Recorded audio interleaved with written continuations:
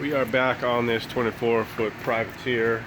Go ahead and subscribe and like this video if you could. What I'm about to do is go ahead and start grinding. This is all new glass here and new structure here, so I'm going to grind this area. You can see I have marked off all the way around, so that I can lay up all the fiber that I've got pre-cut to fill in this height difference and seal this whole thing together. Got myself all suited up, my tools all set.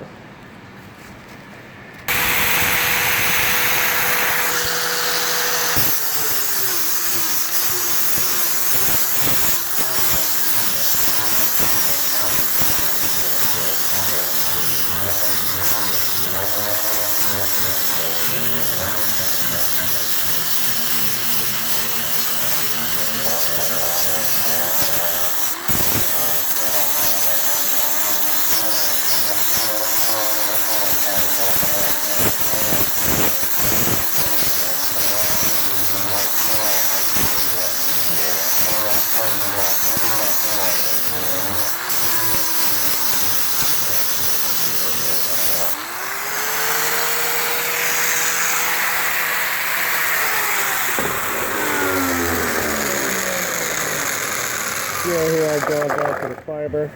This has already got a fiber label on it, so I'll feather this